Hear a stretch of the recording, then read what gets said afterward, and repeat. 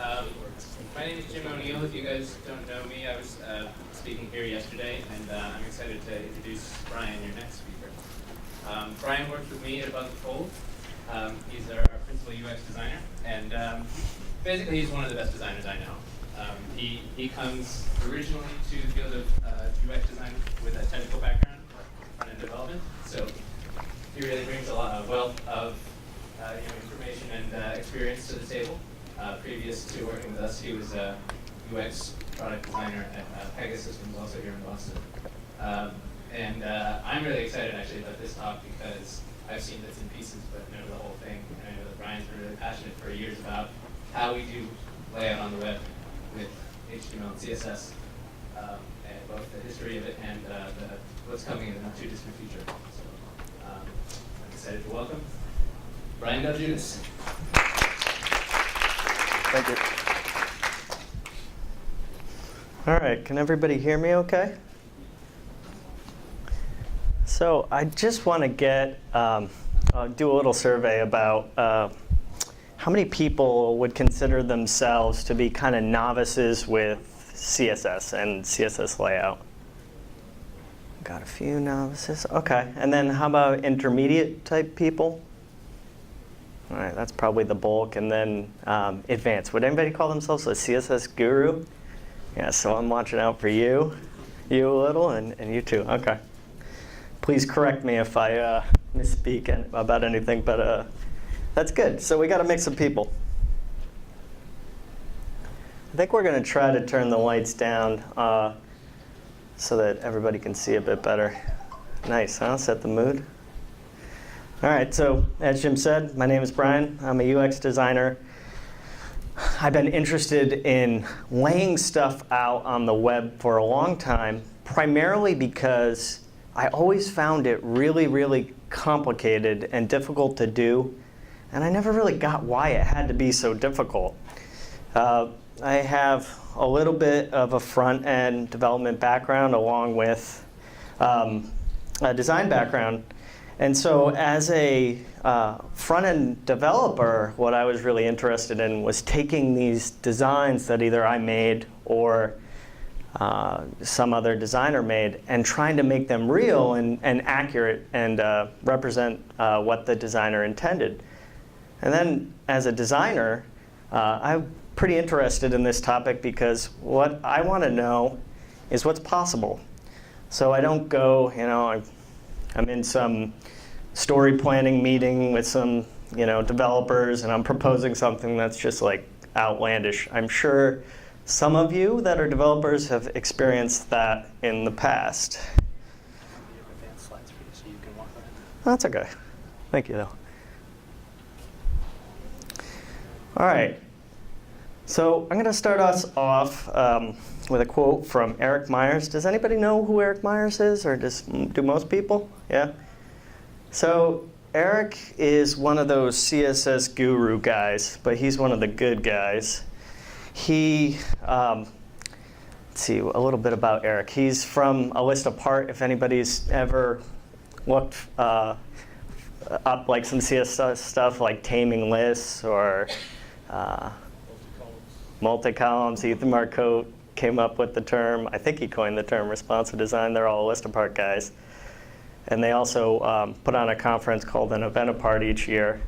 And I got to talk to Eric this year about layout on the web, as it is one of my primary interests. And this is not a quote from our talk. This is a quote from one of his blog posts.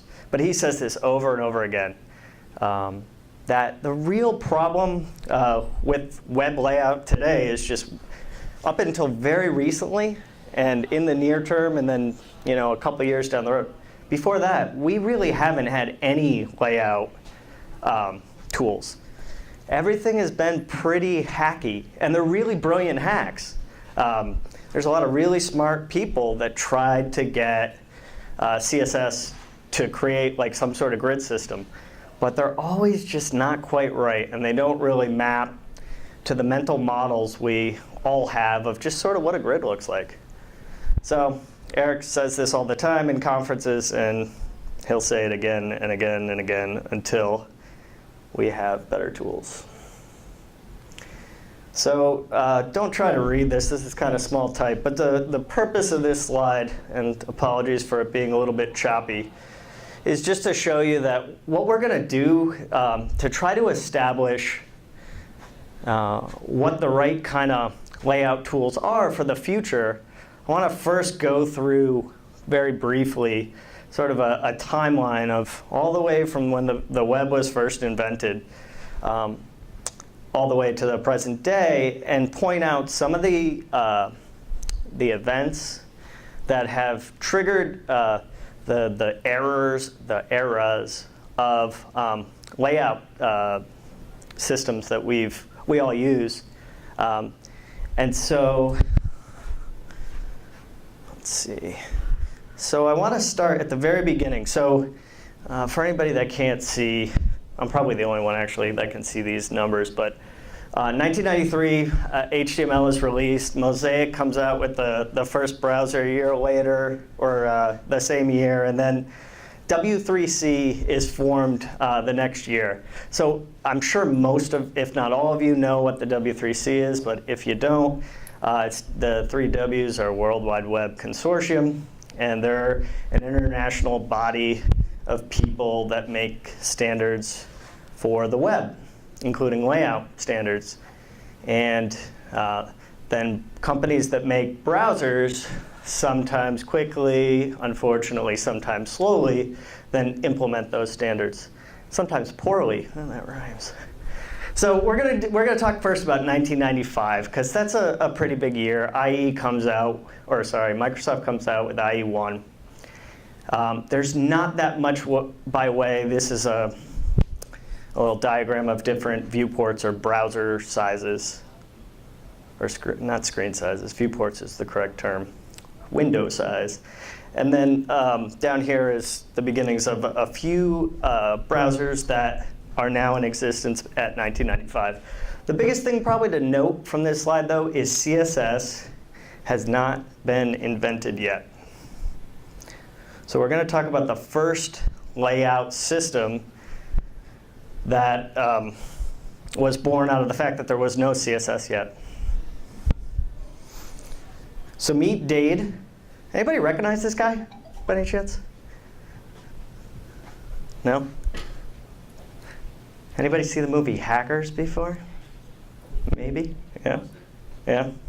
So that's the main character from Hackers. This guy, Dade, let's say he's a fictional software guy back in 1995 that starts getting interested in the web. And he works for a software company that is starting to take on clients that are looking for web pages.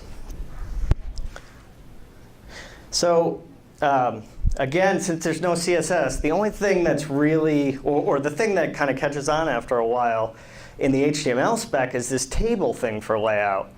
And so the W3C defines tables like this. They are, this thing, this container that can contain data in rows and columns. So it sounds kind of like a grid, but really what it came out of was print.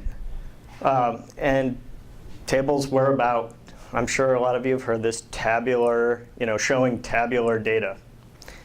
So can't see, oh God, that's bad. But basically this is supposed to represent a table in like a newspaper.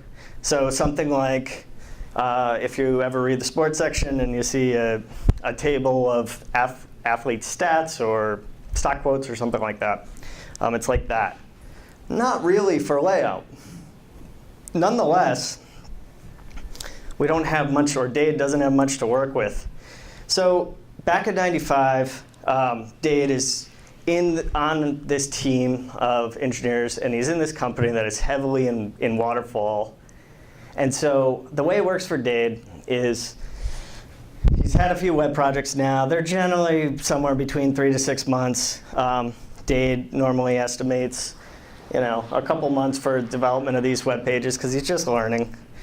And the designers also estimate roughly the same time and give them files like this. Unfortunately, in true waterfall fashion, the designers get delayed because they get really picky about font sizes and colors and all that kind of stuff. Spacing, yeah. And so Dade generally is like kind of scrambling. So back then, 1995, maybe the design tool was CorelDRAW or something like that. And so this is sort of a representation of that. Let's assume that CorelDRAW has these guides, these blue lines. And it's the thing to notice, I think designers see this all the time with design files they open up, is that developers see this, that designers add all these guides that look a lot like a grid. And it's because they're concerned with layout and line spacing and all that stuff. Now, this company, just a little bit of background, or this client that Dade and team are working with, is just an early like web developer news company. And they basically, what they were looking for from Dade and team was a kind of HTML template they could use to then duplicate over and over again that showed their news articles about web development. So I'm not going to get into every detail about the markup here, but I'm going to point out just a few things that are significant about tables, and that are really kind of good that tables did that we haven't seen since, or we're only starting to now. So the first block here, I don't know, anybody remember spacer GIFs? Yeah, okay. Yeah, awesome, right? So the idea here is that if you have a table that has a column that has nothing in it, the borders collapse. And so these spacer GIFs were transparent, like 1 pixel by 1 pixel images that we put in a row. I think we could probably use 0 pixels as the row height, just so that to make sure that the columns don't collapse on themselves. And this was, certainly one of many hacks, but it did accomplish something that's kind of nice. It had, you could do with tables fixed and fluid column widths. Again, hacky, but can be done. And also I didn't put it here, but one of the nice things about this, kinda, is that you could specify all your column widths all in one place. And there's something nice about that. Also, tables allowed you to do horizontal alignment of children of DOM elements or elements that are inside of a TD or nested, yes. And then this is one of the bigger ones. Tables can do things like row span and col span. And for anybody that has never worked with tables before, row span is like, imagine if you had a pretty simple layout, like a header, nav bar on the left, content on the right, and you wanted the nav bar to kind of stretch out, like in Excel when you merge cells across a number of different rows. This is something that's a lot trickier to do with CSS. And then you got vertical alignment, which is a nicety, and col span, which is kind of the same thing as row span in the opposite direction. So now some negative stuff about tables. I mean, the biggest one is just this is a lot of markup for a relatively simple page design. And that's in part because the style is all in the markup. We talked about the spacer GIF thing and how that's kind of that's a really big hack. And then this last thing is just, let's see, how's the best way to describe this? Every cell of a table needed to have a TD. It needed some representation in the markup of it.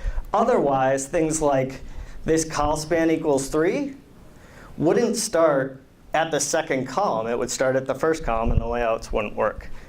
So that's not ideal, because you end up with some extra markup that does kind of nothing. So, all right, remembering we're back in 1995, I did get a screenshot of what I believe to be IE1. I think that's right. And this is the finalized website. So Dade was able to, with tables, pretty much match the design. And I had a lot of fun. This is actual HTML. I had a lot of fun going back and remembering how table layout worked to get this to work.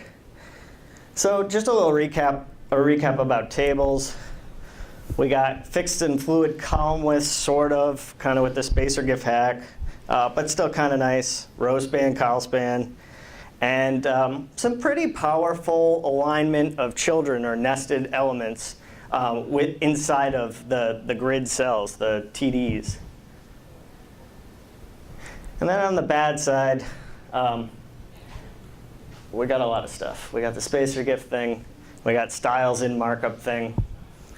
We got, it's difficult to update, which we'll talk about in a minute. It's not semantic, meaning tables were intended by spec for tabular data.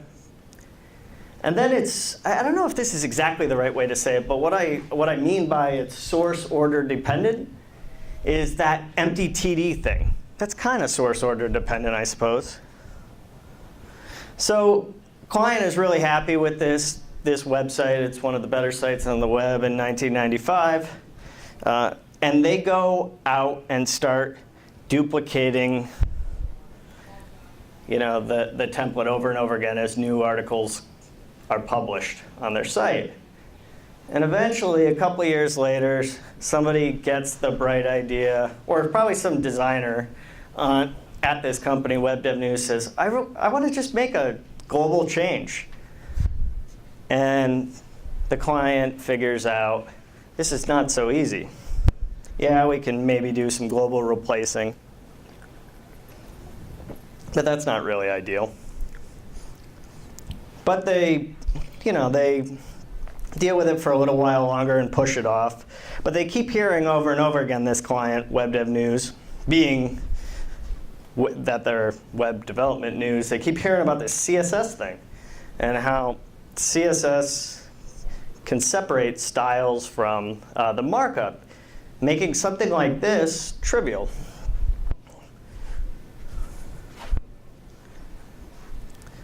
So again, I'll be your eyes for this, but imagine now we're moving, 5, 6, 7, 8, 10 years past 1995 to 2005. One of the reasons why I'm comfortable moving so far into the future here is because while there's a lot of stuff that happened, what a lot of things happened around this time frame was around people, were using tables for a long time, and then Wired Magazine came out with the first CSS layout approach back in 1997, but there were a lot of WYSIWYG editors on the other side that were spitting out table-based layout markup like Dreamweaver. So we sort of went through this uncomfortable phase, and then in 2001, we started hearing about the holy grails of web layout. And it was just like a search for trying to get CSS to make like a really elegant, simple layout. Footers, headers, asides, sidebars, those sort of things. And I think it's funny because, if we had decent layout tools with CSS, there would be no such thing as this this holy grail that nobody's been able to, find for years or whatever. So this whole time frame, we're getting a number of screen sizes. Screen sizes are starting to get bigger, so we're starting to think a little bit more about, our websites needing to flex a little bit. And by 2005, we're starting to really hear about CSS layout and primarily floats. And then lastly, we got a few more browsers, Safari and Firefox, and even this one is Opera. And Opera around that time came out with its first mobile browser, even though there weren't too many phones to actually use the browser in. So Dade's grown up a little, and he grew some facial hair. He's a hipster, and it's 2005, and he wants to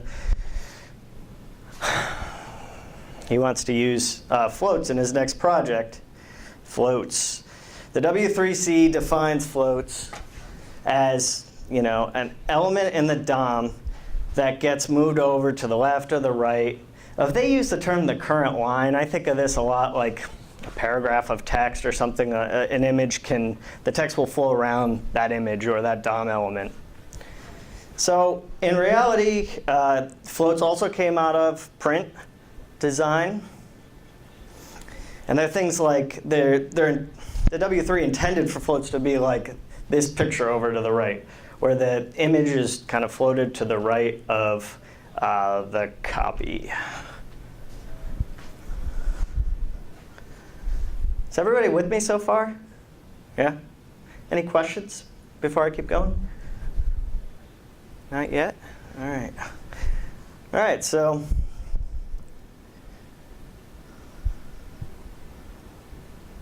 oh, there we go. So Dave gets this, or the client comes back to Dave, web dev, the primary thing they want Dave and team to do is create a CSS-based layout. The design tool that Dave gets from his designers looks pretty similar. The client wants a few extra things. They're starting to grow and they want, or first they changed their name a little, they shortened it to just web dev. And then they also added a few more links as they grew. They wanted to add a few more things about them and frequently asked questions and stuff like that. So Data has to figure out now how to take this grid-based design, these guides, and turn them into sort of like a pseudo-grid with floats. So this floating technique, which began around this time, 2005, and has since been a number of times sort of refined and refined. Twitter Bootstrap it uses float-based layouts, Foundation Zerb, and it seems like there's a new layout system popping up almost every day. But they basically, most of them work almost exactly the same. I'm using a really simple example for a couple reasons. One, so that hopefully the text is fairly readable, but two, that we don't need too much complexity to get the point across, I think, of how floating-based layouts work. All right, I think the main thing to notice first in this markup is just how much less of it there is. It's basically the same design, but there's no CSS, or there's no styles in line, I should say, because the styles get abstracted into a style sheet. One other thing to note is this, well, I suppose even before that, I think one thing that's common about a lot of these kind of layout systems, and certainly the one Dade created, is that they start to represent what used to be in table markup inside of classes, right? So you got a class that's called grid, which was kind of like the table tag. And then you have a class called row, which is kind of like a TR. A class called column, which I use column because instead of like cell or table definition maybe, only because that's what a lot of the frameworks use today. It always seemed kind of weird to me. A column in a lot of these frameworks is pretty much synonymous with a cell, like in Excel. So you see the markup kind of pretty similar to tables in some ways, even though the styles are abstracted. You also see this clear fix thing. This is something that is probably, although really elegant, is kind of a hack to these types of layout approaches. All right, and again, very simple example. You could get way more complex with this, but you see just the grid to get it to be, width 100%, height 100%. We need to add that in there. This obviously doesn't show all the styles. There's no visual styles in this example. I just tried to pull out the grid CSS attributes. So then we got one column, which just specifies for the the first column, the nav bar and part of the header. We'll make that 15%, and then the other column a little bit bigger, 50%. And the biggest thing to notice is this column class where everything gets floated left. So I guess it's kind of like if you just think of a grid like in Excel or something, all of the cells in Excel are kind of show up one after another, almost like they're floated left one after another. And this approach uses the same kind of technique, but what happens is you get to a point after you get to the end of the, the maximum width of the screen, where you then want to say, I want a new row. And that's where this clear fix comes in, because the main property to look at here is the clear both thing. What it does is it just says stop floating stuff and then start over on the next line, essentially. Yeah, and so I guess just one other additional point about this is, based back on the spec, aren't floats really for like floating images? The answer is yes. And then we talked a little bit about how clearing works. All right, and this is the result. Firefox is out. I forget what version this is, Firefox 2, 3, 4, something like that. But we get a pretty basic layout I think we see frequently with a header and a nav bar, etc.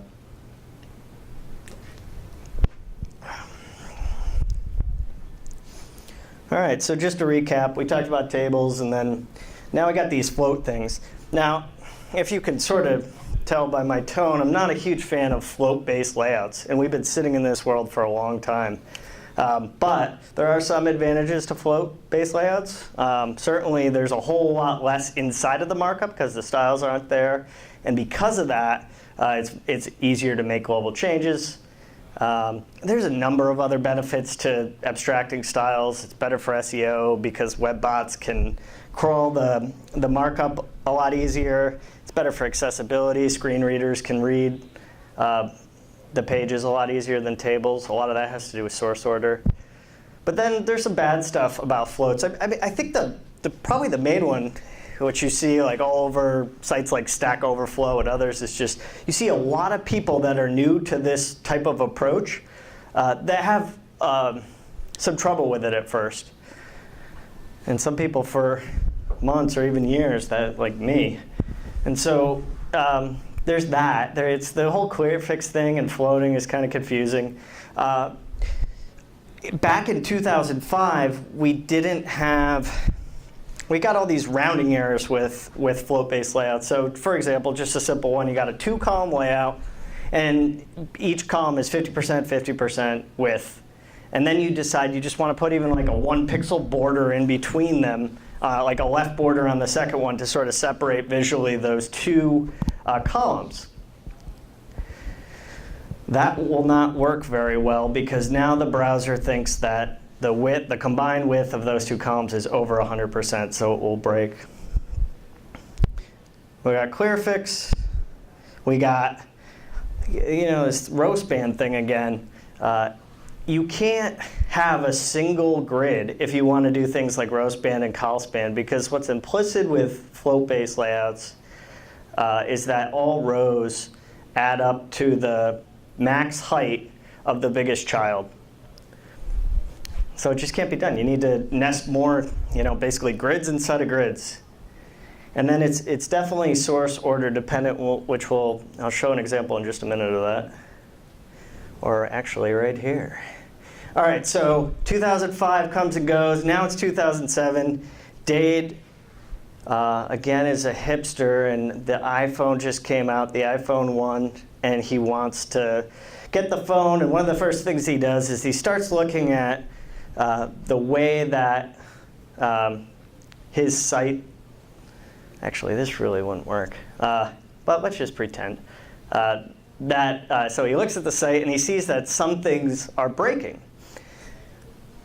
So one of the things, this is supposed to be gray, even though I think it looks like pure white here. The text sort of overflows over this gray column. And then the other thing is the source order thing. Ideally, what Dade wants to be able to do, or at least what he's thinking as he sees this, is All right, since we don't have that much screen real estate, I want to make the content 100% width when we're down at this size, and then move the nav bar to the bottom. Because I think that the current article is the most important thing. So Dave then, goes to another web page and goes on his day for a while, and the client's not really thinking about mobile yet. A lot of companies were there at that time. So 2007 is like right around here. iPhone comes out, Android comes out a little bit later, and we're starting to get some more browsers in the mix. And then if we move up a few more years, we have a few other things happen. iPad comes out. 2010, Ethan Marco coins the term responsive design. Again, Ethan is a list apart guy, and he was the first to write an article about responsive design. So how web pages could sort of change the layout, plus some of the visuals, or do what's called content choreography, which are moving elements around in different places based on the viewport width. And that really caught on. Then we got Adobe launches this program called Edge.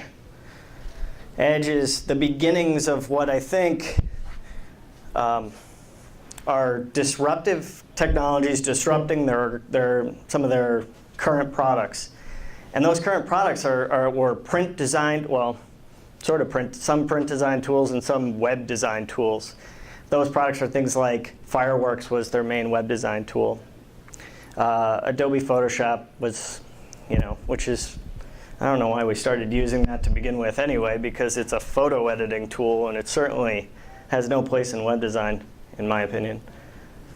But so we're starting to get WYSIWYG tools that are starting to deal with responsive design, and thus making them a lot different than Dreamweaver in some ways. And I was surprised. I thought Bootstrap actually came out later than this, but Bootstrap, which is another float-based layout system, and Zurb were 2011, 2012, Zurb put out Foundation. As you can see, what this is showing is just popular viewports. There's thousands of them at this point. And what it should bring to light is that we're in this period right now, and there is just no way a designer like myself is going to design explicitly for every screen dimension. 10 minutes, okay. Thank you. All right, so I got to move a little bit faster. So now we got Dade. Yes, this is the same guy. I was able to kind of stalk this actor with Google Images. And so Dade is getting a little bit older. He's starting to hear about this newer technology called Flexbox. Flexbox, as defined by the W3C, is a flexible container which can either flex horizontally or vertically. And it does a really good job of taking things inside of it, its children, and flexing those. So if you remember, there was that hack with tables where you set a columns that you wanted variable to flex as with 100%. That's not really right, because let's say you want more than one column to flex, and you have two columns that are set to width 100%, width 100%. That's just 200% without any other columns, which is obviously incorrect. So this kind of Flexbox fixes some of those things, or makes them like real tools. Now, Flexbox is the first layout model that I can think of that doesn't really come out of print design so much. So I don't have a newspaper equivalent for Flexbox. It was made a lot for mobile, and so Dade's company again gets a request from this web dev client to now turn their site mobile. And Dade wants to fool around with Flexbox. He's hearing a lot of things. There's a lot of buzz about it. And so the designer at his company gives him this design. And one of the first things he notices, as we kind of hinted at when he got his iPhone, was that this layout only has a single column. Now, the markup isn't all that much different, but there is one distinction to make here about Flexbox and then moving into the future. It has a lot to do with mobile. And that is, you are no longer seeing in the markup classes that represent kind of the grid itself. And there's a good reason for that. It's because with content choreography, responsive design, elements on a page can be placed in lots of different places and should be. And so you don't want to tightly couple class names to DOM elements that then make it more difficult or confusing for anybody that's trying to make updates to your CSS or your markup. You don't want to tightly couple the two together. All right. So now we have the CSS for Flexbox. There is a lot about Flexbox on the web, and there's a lot of properties. I'm just going to go through some of the basic ones. There's a new display type, and that is Flex. In this case, Dave decides to put it on the body tag, so basically the entire document is a grid. There is, elements can flex. All right, so instead of saying like a column has a width of 100% and that makes it stretch like in tables, there's this flex property which says for every child of a Flexbox that has flex of 1, stretch it out to be equally spaced. If then you have a Flexbox that has 3 columns and the first one is Flex 1, the second is Flex 2, the third is Flex 1, then the first 2 columns will stretch proportionally, they'll be the same width, and then the second column will be twice as wide. So that's how this flex property works. And then one of the bigger ones is you could change source order in your CSS. So we got a media query over here. And what we're saying is, by default, if we look back at the markup, this nav that was in the left-hand side, its source order came before the content, which is the article on the right-hand side. And we want to flip that in the case of mobile. And this order attribute makes it really easy to do that. The problem with Flexbox is the syntax is a bit confusing. Just a quick example. There's tons of examples of this, but one of the main ones here, this always confuses me. Jim actually helped me with this on Friday because I was just having trouble thinking this through. So this body tag is a Flexbox, and it's got a flex full of column. I always want to think that that means that its children will be displayed vertically like columns, but I think what they're getting at is that the direction of the container itself is vertical like a column. So the syntax is a bit confusing. 5 minutes? Okay. All right, so just briefly, now you get nice, somewhat source order dependent CSS or HTML and CSS. And so this stuff here is a lot of what we talked about, but the thing I really want to mention is this source order independence thing. Flexboxes are source order independent, but only in the direction the Flexbox is flexing.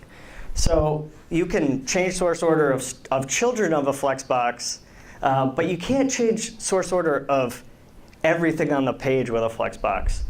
So it's a great repeater container. If anybody's, I believe, like Flex and used to have a lot of layout tools that I think were called repeaters, horizontal and vertical repeaters. They were pretty nice.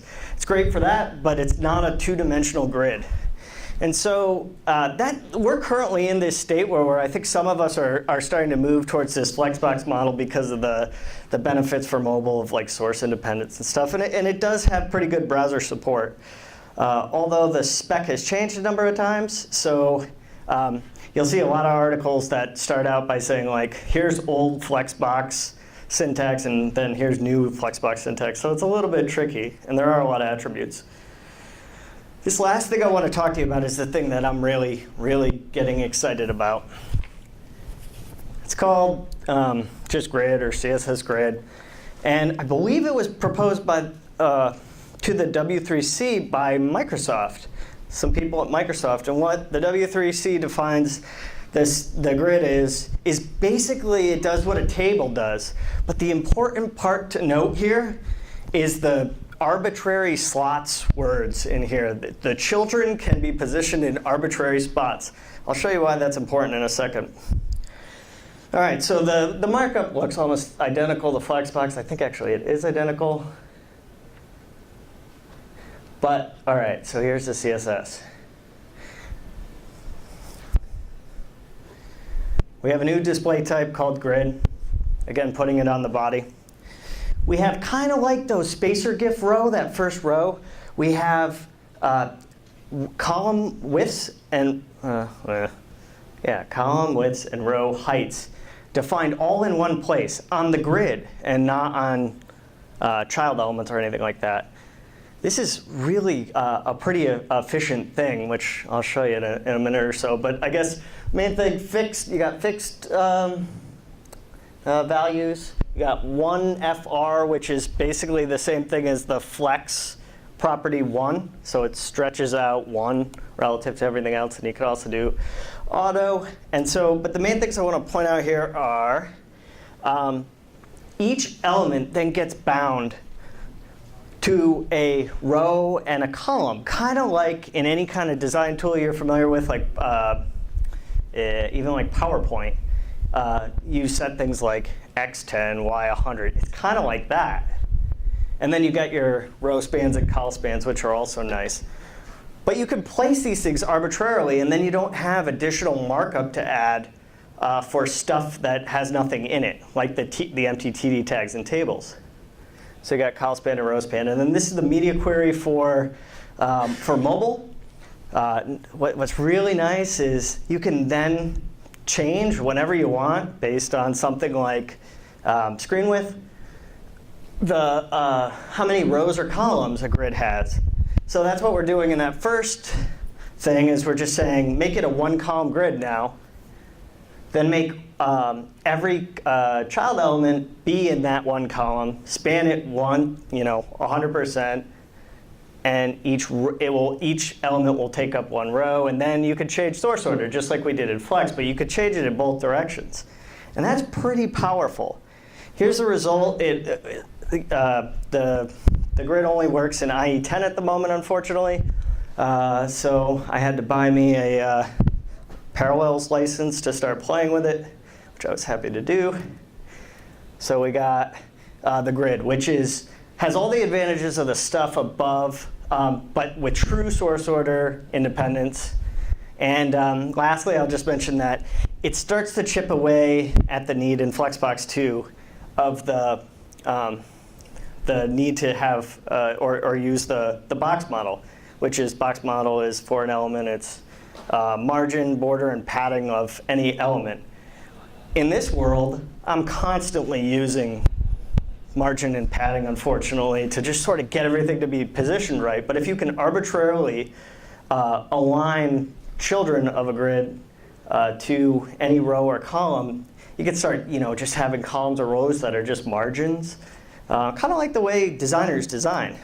And so that leads me to my last point that I just want to talk about why I think this is such an important step in making web layout a whole lot easier to do, is because it maps to our mental model of existing design tools like PowerPoint or Photoshop or something like that, where we have X's and Y's and widths and heights. And then the alignment of children. I'm not too happy with the fact that this doesn't say align like left, middle, right, horizontal align, or vertical line. Done? OK. 30 seconds? OK. So basically, in the future, you could just see that design tools and also new CSS frameworks using these properties to do also flexible widths and heights. And ultimately, getting rid of defining values altogether on elements themselves, but only referencing those elements in terms of rows or columns for X and Y, the position, and width and height, how much they row span or col span.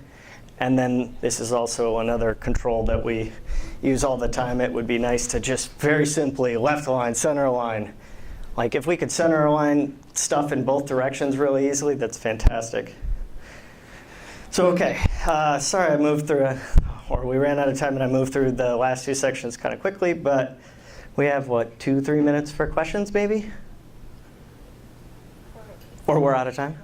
Okay, I just want to mention then just one or two other things. One, especially because you couldn't really see a lot of the data that's in this presentation on the timeline slides that we're sliding around. We do have an infographic we put together that has everything in one place. So feel free to check that out. And then just lastly, I'd really appreciate it if you have any comments for me about how this talk went, if you learned anything or anything I could do to improve. Please give me some feedback. So thanks a lot, everyone.